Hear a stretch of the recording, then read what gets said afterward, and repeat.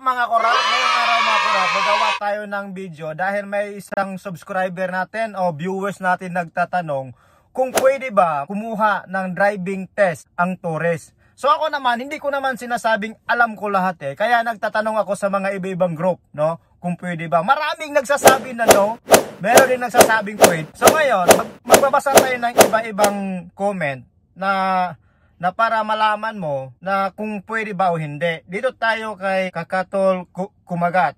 Try mo ito, punta ka ng driving school sa United Center. Magtanong ka doon, ang alam ko imbes na HKID yung passport i-present mo. Tapos yung billing address gamitin mo, address ng asawa mo dito na may bill. Halimbawa, bill ng mobile phone or wifi, kapatid or magulang mo. Kung nandito sa first degree real, itanong mo sa driving school, sila magsasabi or pag nag-okay sila, ibig sabihin sila na bahala. So, merong option pala. So, meron din nagtatanong, hindi pwede sir, need po ng proof at address kung saan ka nakatira. May nagsasabi ding no, maraming nagsasabing hindi. Pero meron ding iba-ibang nagsasabi na pwede. Sample, ang straightforward answer is no. Yung iba ha. Dito naman kay Hong Kong FW, ang sabi niya, big no, hanap ka muna amo as a male helper, houseboy, or gardener, or take time and a lot of money. Need mo requirement as DHSK proof of address, passport, and employment contract as your supporting documents.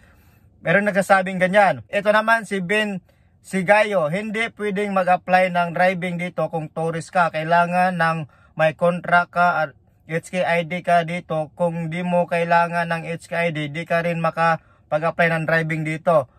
So, yun ang mga comment na. So, alam mo, maraming nagko-comment, no? Sobrang dami nilang nagko-comment. Yung iba nga, halos na mag-away, mag-away-away sa comment, no?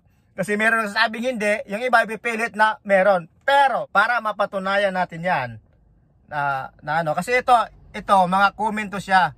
Mga comment nito, sa pinost ko na kung pwede. So nag-research ako or nanghingi ako ng opinion sa mga iba-ibang driver. So hindi ko nga alam bakit maraming nagsasabi, meron nagsasabi na pwede at meron ding hindi.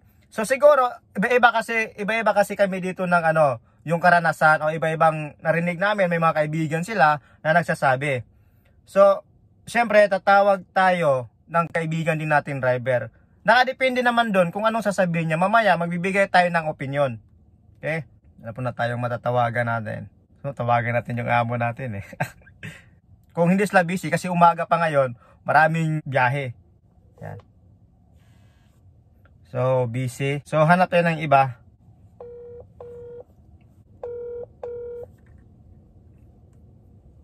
Hello? Yeah, good morning. Good morning, wala kasi Bluetooth kami. May tanong lang ako, pwede ba dito mag-driving ang Torres?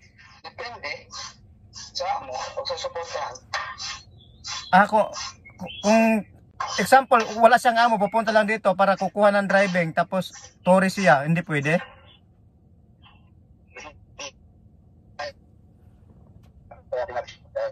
Address lang. Kailangan ng kontrata. Dati, proof of address ngayon, kontrata na kailangan. Proof of address, kontrata na. Endorsement ng employer pati. Dati ng araw, pwede. Pinabawal na yata nila. Marami naka-busok yun. Sige, yun lang. Salamat So, yan. So, tatawag pa tayo ng isa para... Kasi yung opinion nila, baka hindi sila pares ng opinion, no? So tatawag pa tayo ng isa para sure. Isa na lang.